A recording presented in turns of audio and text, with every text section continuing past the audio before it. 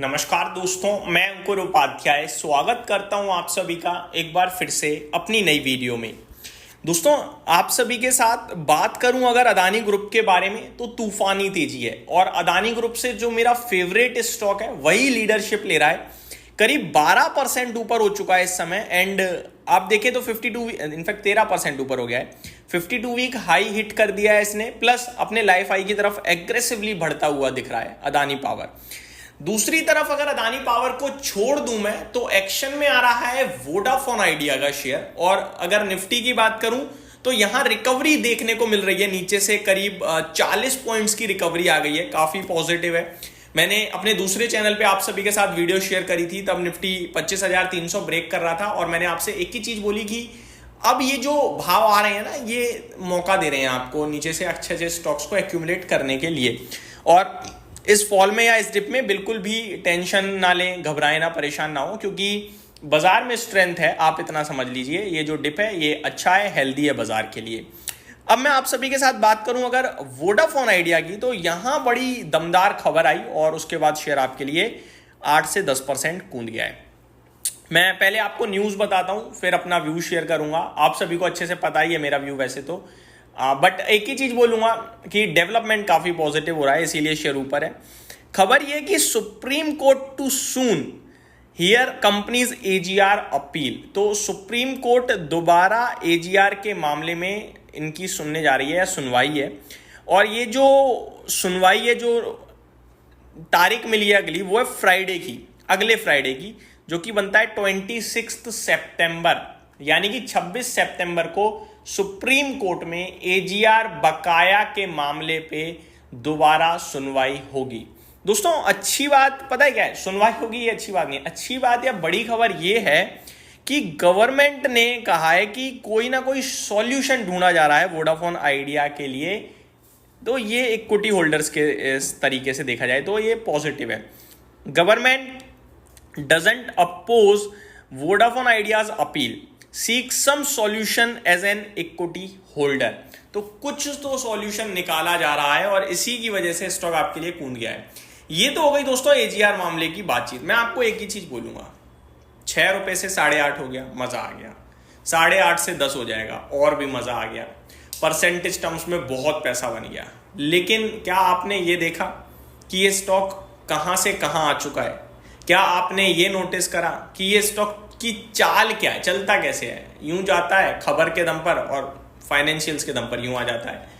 Matter ये नहीं है कि क्या होगा क्या नहीं होगा सुप्रीम कोर्ट में, मैटर ये कंपनी कैसे आगे बढ़ेगी। फंड है नहीं, लॉसेस आ रहे हैं, सब्सक्राइबर्स हर महीने कम हो जाते हैं, कंपटीशन ऐसे लोगों से है जो बिल्कुल अपने मार्केट को छोड़ने के लिए तैयार नहीं है, एयरटेल और जियो। तो सवाल फिर वही उठता है ना कि मैं ये इंट्राडे 10% की तेजी देखूं, या मैं 6 रुपए से 8.5 वाली तेजी देखूं, या मैं यहां से 10 रुपए तक का मूव और देख लूं। ये मेरे लिए 3 पॉजिटिव साइड में है। लेकिन दूसरी तरफ मैं ये भी तो देख सकता हूं कि फाइनेंशियल नहीं है तो आगे पीछे होकर तो फिर तलवार लटकेगी। रिवाइवल को प्ले करूं, टर्न अराउंड को प्ले करूं, या फिर मैं सेफ्टी के लिए भारतीय एयरटेल के साथ चला जाऊं। मेरे पास 2 विकल्प हैं अभी। जियो भी आपके लिए अगले साल आ जाएगा बाजार में, 3 विकल्प हो जाएंगे। तो मेरा मानना यह है कि आप वोडाफोन आइडिया में प्ले करो जितना करना है, लेकिन लिमिटेड पोजीशन के साथ, लिमिटेड एसएल के साथ, अनलिमिटेड टारगेट के साथ। आपने जहां पे अनलिमिटेड पैसा लगाया, प्रॉपर टर्न अराउंड के लिए खेलने गए कि मैं तो लगा के भूल जाऊंगा, ये 20 रुपए हो जाएगा, 200 रुपए हो जाएगा, वहीं आपके लिए रिस्क शुरू।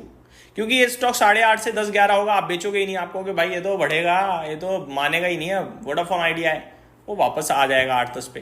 क्योंकि फाइनेंशियल्स नहीं है ना। आप इस कंपनी को स्टडी करने बैठो, ट्रस्ट में आप कभी नहीं खरीदोगे।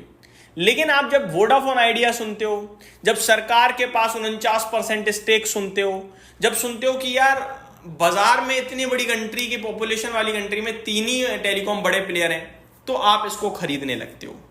लेकिन बात यह है कि आप सही कर रहे हो, बट लिमिटेड पैसे के साथ जाओ, क्योंकि इसका कंपटीशन बहुत टफ है। मैं जो समझाना चाह रहा हूं आपको समझ में आ रही है, बट क्योंकि प्राइस बहुत तेजी से भाग रहा है तो आपको लगेगा कि बेकार है भाई, खरीद के बैठे रहो। खरीद कर बैठो, प्रॉफिट टाइमली बुक करो। ये है ये शेयर, जहां आपने आंख बंद करके छोड़ दिया भूल जाओ। आप ये देखो, ये ऑलरेडी 85,000 करोड़ की मार्केट कैप वाली कंपनी है। आप 10 गुना कर 80 रुपए सोचोगे इस शेयर को होने का, तो पता है क्या मतलब होता है उसका? 8.5 लाख करोड़ का मार्केट कैप। आपको पता है 8.5 लाख करोड़ का मार्केट कैप जिस कंपनी का होता है वो किस लेवल पे प्रॉफिट बनाती है, कितनी बड़ी होती है? इन्फोसिस का मार्केट कैप 6-7 लाख करोड़ का है, 11-12 लाख करोड़ का, 10 लाख करोड़ का एयरटेल का मार्केट कैप है।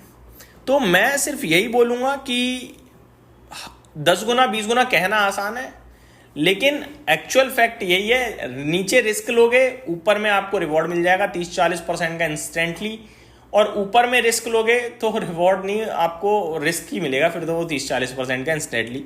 तो अभी के लिए मैं बाय सेल के लिए नहीं बोलूंगा, मैं बार बार कहता हूं लगाओ, लिमिटेड लगाओ, छोड़ो और बढ़िया पैसा बन जाए निकलो, लिमिटेड। लेकिन अनलिमिटेड वाला केस नहीं है यहाँ पे। ये मेरे तरफ से मेरा व्यू है वोडाफोन आइडिया पे। बाकी बड़ी खबर जो है वो मैंने आपको बता दी, 26 सितंबर को सुनवाई है सुप्रीम कोर्ट में एजीआर बकाया पे, और अगर सुनवाई में पॉजिटिव आई तो फिर 10% ऊपर, नेगेटिव आई तो उसी दिन 10% नीचे।